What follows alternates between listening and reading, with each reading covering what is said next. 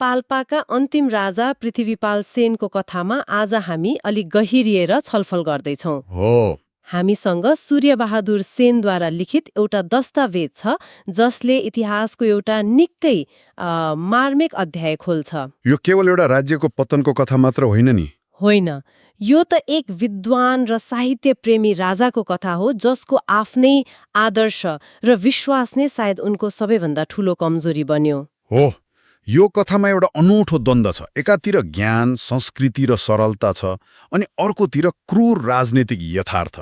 पृथ्वीपाल सेनको शासनकाललाई बुझ्न उनको व्यक्तित्वलाई बुझ्नु एकदमै जरुरी छ, होइन? बिल्कुल, उनी केवल विरासतमा गद्दी पाएका राजा मात्र थिएनन्। स्रोतले भन्छ उनी राजा महादत्त सेनका जेठा छोरा थिए, विक्रम सम्वत 1816 मा जन्मेका। दस्तावेजमा उनलाई अत्यन्तै दयालु, सरल र सज्जन भनिएको छ। तर मेरो मनमा एउटा प्रश्न आउँछ। के? त्यो समय जब नेपालमा राज्य विस्तारको लहर चलिरहेको थियो, एउटा राजाको लागि दया र सरलता जस्ता गुणहरू कतिको सहयोगी थिए होलान्? कतै यही स्वभावले उनलाई राजनीतिक रूपमा कमजोर त बनाइरहेको थिएन? तपाईले एकदमै महत्त्वपूर्ण प्रश्न उठाउनुभयो र सायद यही प्रश्न नै यो सम्पूर्ण कथाको केन्द्रमा छ। उनी केवल दयालु मात्र थिएनन्, संस्कृत भाषा र साहित्यका प्रकाण्ड विद्वान पनि थिए र उनको यो ज्ञान उनको शासन गर्ने तरिकामा स्पष्ट देखिन्थ्यो। कसरी? उनले गुरु, पुरोहित, भारदारहरूसँग मिलेर एउटा यस्तो प्रणाली बनाएका थिए जहाँ जनताको कुरा सुनिन्थ्यो। स्रोतमा उनलाई जनताको इच्छा बुझ्ने राजा भनिएको छ। त्यो बेलाको लागि त निकै प्रगतिशील सोच हो नि यो। हो नि? यो साँच्चै अनौठो कुरा हो। मतलब एकातिर छिमेकी राज्यहरू सैन्य शक्ति र रणनीतिमा केन्द्रित थिए। हो। अर्कोतिर पाल्पाका राजा आफै विद्वान थिए र शिक्षालाई महत्त्व दिइरहेका थिए। के पाल्पा आफ्नो समयभन्दा फरक एउटा बौद्धिक द्वीप जस्तो बन्न खोजिरहेको थियो जसले बाहिरी संसारको खतरालाई नजरअन्दाज गर्यो? बौद्धिक द्वीप, यो एकदमै सटिक शब्द हो।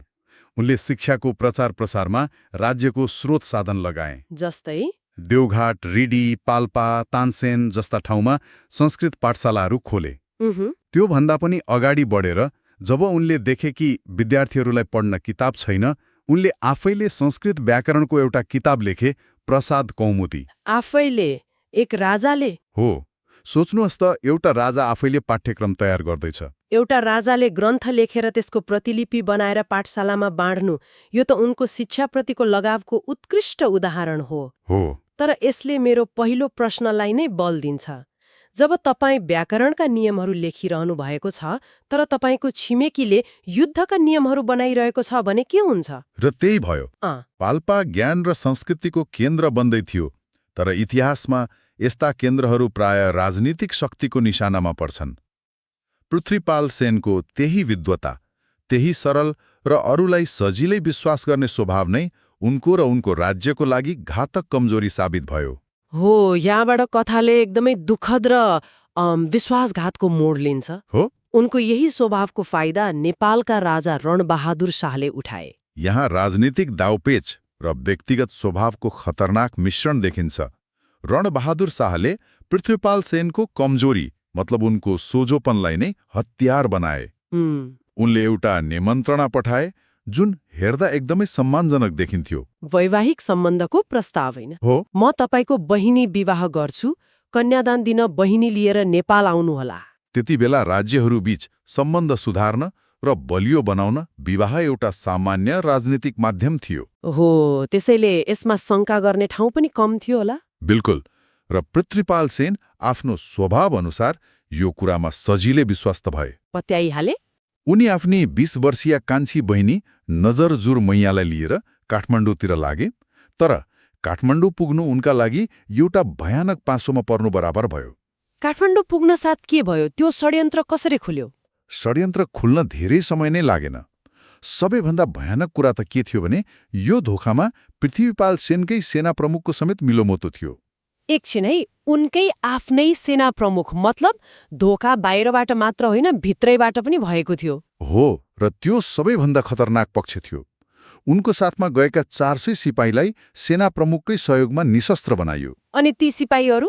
ती सिपाहीहरूलाई गोर्खाली सेनामा भर्ती गराएर अन्य राज्यमाथि आक्रमण गर्न पश्चिमतिर पठाइयो। यो कदमले पृथ्वीपाल सेनलाई काठमाडौँमा पूर्ण रूपमा एक्लो, निहत्था र शक्तिहीन बनाइदियो। यो त निकै योजनाबद्ध र क्रूर तरिकाले उनलाई एक्ल्याउने काम भयो। हो। त्यसपछि राजा र उनकी बहिनीको हालत के भयो? उनीहरूलाई तत्काल बन्दी बनाइयो। राजा पृथ्वीपाल, उनकी बहिनी, भान्से, सुसारे सहित 18 जनालाई जेलमा हालियो। 18 जनालाई? हो। यो कुनै आकस्मिक निर्णय थिएन। यो त महिनौदेखि तयार पारिएको एउटा सुनियोजित षड्यन्त्रको कार्यान्वयन मात्र थियो। मतलब एकातिर वैवाहिक सम्बन्धको नाटक चलिरहेको थियो, अर्कोतिर पाल्पामाथि आक्रमणको सम्पूर्ण तयारी पूरा भइसकेको थियो। मतलब राजालाई काठमाडौँमा बन्दी बनाइदै गर्दा पाल्पामाथि आक्रमण गर्न सेना पनि हिँडिसकेको थियो। यो त एकैपटक गरिएको दोहोरो हमला भयो। हो, र समय पनि त्यही अनुसार मिलाइएको थियो। जुन दिन पृथ्वीपाल सेनलाई काठमाडौँमा कैद गरियो, ठिक त्यही दिन रणबहादुर शाहले काजी अमरसिंह थापा र काजी दलभञ्जनको नेतृत्वमा एउटा विशाल सेना पाल्पातिर पठाइसकेका थिए। यो आक्रमण कति गोप्य र आकस्मिक थियो भन्ने कुरा स्रोतले बताउँछ। पाल्पालीहरूले कुनै सुइको समेत पाएनन्। साँझको समय, जङ्गलको बाटो अनि आफन्ती मानिएको राज्यबाट आक्रमण, यी सबै कुराले पाल्पालीहरूलाई प्रतिकार गर्ने कुनै मौका नै दिएन। उनीहरू त तयारै थिएनन् होला नि यसको लागि। थिएनन्, मानसिक रूपमा पनि तयार थिएनन्। कल्पना गरौँ त त्यो रात पाल्पाका एक सामान्य सैनिकको अवस्था। तपाईलाई लाग्छ कि गोर्खासँग शान्ति छ, तपाईका राजा उनीहरूकै पाहुना बनेर काठमाडौँ जानुभएको छ। अनि अचानक अन्ध्यारोमा जङ्गलबाट सेना निस्केर तपाईको दरबारमाथि आक्रमण गर्छ। कस्तो भयानक र अविश्वसनीय क्षण हुँदो हो। र पाल्पाको सुरक्षा व्यवस्था त्यति बेला अत्यन्तै कमजोर पनि थियो, किनकि राजा र आधा सेना त काठमाडौँमा थिए। हो त। गोर्खाली सेनाले दरबारका रक्षकहरूलाई निर्ममतापूर्वक मारेर दरबार कब्जा गर्यो। जो बाँचे उनीहरू भाग्न बाध्य भए। को भागे? युवराज रत्नसेन, राजाकी कान्छी रानी पद्मावती, युवराज्ञी र केही भारदारहरू आफ्नो ज्यान बचाउन दक्षिणतिर पलायन भए। एकै रातमा एउटा समृद्ध राज्यको नेतृत्व तहस नहस भयो। दरबार बाहिर यो सब चलिरहँदा दरबारभित्रको अवस्था कस्तो थियो? स्रोतमा जेठी रानी परमेश्वरीको एउटा निकै कारुणिक प्रसङ्ग छ। हो, उनी सन्ध्या पूजा गरिरहेकी थिइन् जब उनले दरबार घेरिएको र आगो लगाइएको थाहा पाइन्। उनको अवस्था कल्पना गर्न सकिन्छ। पति र सेना काठमाडौँमा छन् भन्ने सुनेकी छिन्, यता आफ्नो घर जलिरहेको छ। र राजा परिवारका अरू सदस्यहरू पनि ज्यान बचाउन भागिसकेका छन्। उनी पूर्ण रूपमा एक्लो र उपायहीन थिइन्। यस्तो कहाली लाग्दो अवस्थामा पनि उनले एउटा साहसी निर्णय लिइन्। उनले आफ्नो ज्यानभन्दा वंशको भविष्यलाई महत्त्व दिइन्। नेपाली सेनाको कैदमा पर्नु वा दरबारसँगै जल्नुभन्दा आफ्नो वंश जोगाउनुलाई उनले श्रेयस्कर ठानिन्। उनले आफूसँग रहेका 7 वर्षीय नाति नवयुवराज बीरबल सेनलाई लिएर दरबारको पछाडिको ढोकाबाट भागिन्। 7 वर्षको नातिलाई लिएर? हो। उनीहरू केही सेवकहरूका साथ जङ्गलको बाटो हुँदै इस्माली राज्यको एक पहाडी कुनामा शरण लिन पुगिन्। यो एउटा हजुरआमाले आफ्नो नातिको जीवन बचाउन गरेको अन्तिम सङ्घर्ष थियो। यो व्यक्तिगत त्रास्तीसँगै पाल्पामाथि भएको आक्रमण केवल राजनीतिक कब्जा मात्र थिएन। स्रोतले यसलाई एउटा सांस्कृतिक र ऐतिहासिक विनाशको प्रयासको रूपमा चित्रण गर्छ। त्यो कसरी? आक्रमणकारी सेनाले पाल्पाको इतिहासलाई नै मेट्ने उद्देश्यले काम गरेको देखिन्छ।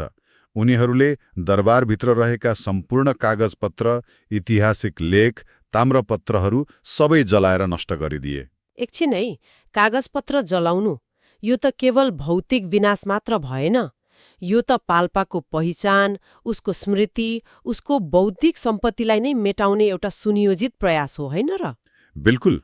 यो सांस्कृतिक सफाया हो। जब तपाईँ कुनै सभ्यताको लिखित इतिहास नष्ट गर्नुहुन्छ, तपाईँ उसको अस्तित्वको प्रमाणै मेटाइदिनुहुन्छ। यो पाल्पाको आत्मामाथिको आक्रमण थियो र यो त्यतिमा मात्र सीमित रहेन। त्यसपछि उनीहरूले मानिसहरूमाथि बर्बरता सुरु गरे। कस्तो बर्बरता? स्रोतमा उल्लेखित विवरणहरू पढ्दा पनि मन सिरिङ्ग हुन्छ। उनीहरूले दरबार र आसपासका पुरुषहरूलाई समातेर पिट्दै कुट्दै जलिरहेको दरबारको आगोमा जिउँदै फालिदिए। जिउँदै? हो।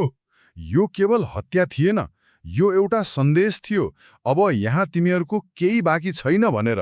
र महिलाहरूमाथि के गरियो? महिलाहरूलाई एकै ठाउँमा जम्मा पारेर सामूहिक बलात्कार गरियो। हे भगवान! यो पढ्दा पनि अप्ठ्यारो लाग्छ। यो केवल हिंसा थिएन, यो एउटा समुदायको स्वाभिमानलाई नै चकनाचुर पार्ने सबैभन्दा क्रूर तरिका थियो। र त्यसपछि स्रोतले भन्छ, ती बलात्कृत महिलाहरूलाई तत्कालीन गोर्खाली परिभाषामा अछुत मानिने जातहरूलाई जबरजस्ती श्रीमतीको रूपमा सुम्पियो। यो त शारीरिक हिंसाभन्दा पनि गहिरो सामाजिक र मनोवैज्ञानिक आक्रमण भयो, होइन? यसको उद्देश्य उनीहरूको सामाजिक संरचना, जातीय मान्यता र आत्मसम्मानलाई नै ध्वस्त पार्नु थियो, होइन? हो, यो पराजित समुदायलाई पूर्ण रूपमा अपमानित गर्ने र उनीहरूको सामाजिक प्रतिष्ठालाई सदाको लागि तोडिदिने एउटा निकै क्रूर तरिका थियो। र यता काठमाडौँमा राजा पृथ्वीपाल सेन? बन्दी बनाइएका राजा पृथ्वीपाल सेनलाई पनि यातना दिँदै मारियो। एकैसाथ एक राजा, उनको परिवार, उनको राज्य र त्यस राज्यको सिङ्गो इतिहास सबै समाप्त पारियो। यस्तो लाग्छ कि सबै कुरा नष्ट भयो, राजा, रानी, दरबार, इतिहास। तर के पाल्पाको कथा त्यही समाप्त भयो?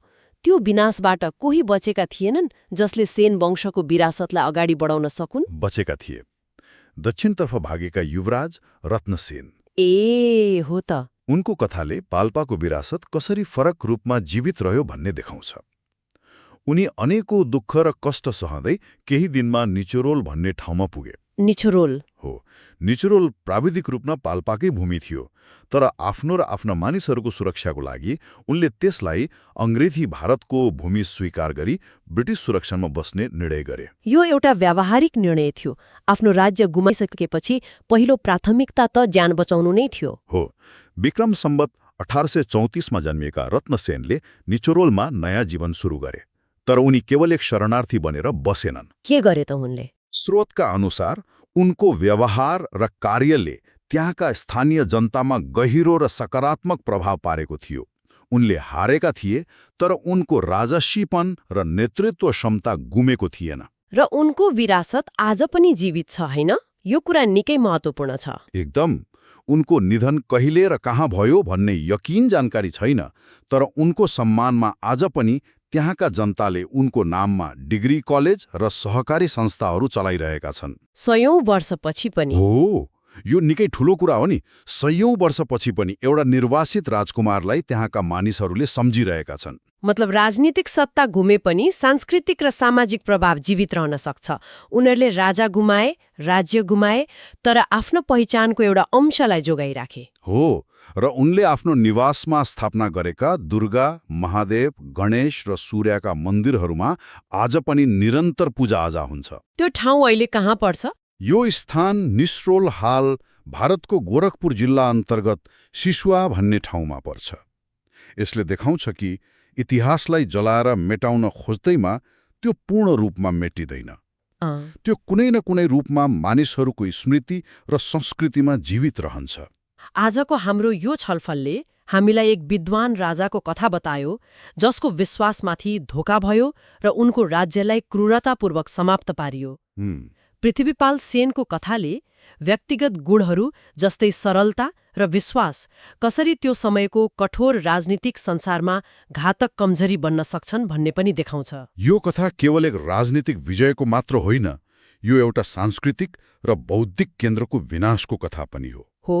जब आक्रमणकारी सेनाले दरबारका ऐतिहासिक दस्तावेजहरू जलाउँछ, त्यसले केवल कागज जलाएको हुँदैन, त्यसले एउटा सभ्यताको स्मृति, उसको ज्ञान र उसको अस्तित्वको प्रमाणलाई मेटाउने सुनियोजित प्रयास गरेको हुन्छ। पाल्पामा भएको त्यही थियो। यो एउटा राज्यको हत्या मात्र थिएन, यो एउटा इतिहासको हत्या थियो। त्यसो भए यो सबैको अर्थ के हो? हामीले यो ऐतिहासिक घटनाबाट के सिक्न सक्छौं? यसले एउटा गम्भीर प्रश्न खडा गर्छ जुन आज पनि उत्तिकै सान्दर्भिक छ। हामी प्राय राष्ट्र एकीकरण वा निर्माणको ठूलो कथालाई मात्र हेर्छौं र त्यसलाई गौरवको रूपमा लिन्छौं। हो, तर त्यो एकीकरणको प्रक्रियामा कतिवटा साना र अद्वितीय संस्कृतिहरू, कतिवटा बौद्धिक केन्द्रहरू र कतिवटा पहिचानहरू नष्ट भए होलान्। पाल्पाको कथाले हामीलाई त्यो ठूलो कथाको पछाडि लुकेको मूल्य चुकाउन बाध्य बनाउँछ। साँच्चै सोच्न बाध्य बनाउने कुरा, जब कुनै राज्यमाथि विजय हासिल गरिन्छ, हामी प्राय शक्तिको हस्तान्तरणमा ध्यान केन्द्रित गर्छौं, तर जब विजेताहरूले पराजितहरूको इतिहास, संस्कृति र सामाजिक संरचनालाई नै जानाजानी नष्ट गर्छन्, तब वास्तवमा के गुम्छ? पाल्पाको कथाले हामीलाई सोधिरहेको छ, हामीले जितेको के हो र त्यो जितको प्रक्रियामा हामीले सधैँका लागि के गुमायौं? यो एउटा यस्तो प्रश्न हो जसको उत्तर इतिहासका विजेताहरूले लेखेका किताबहरूमा सायदै भेटिन्छ।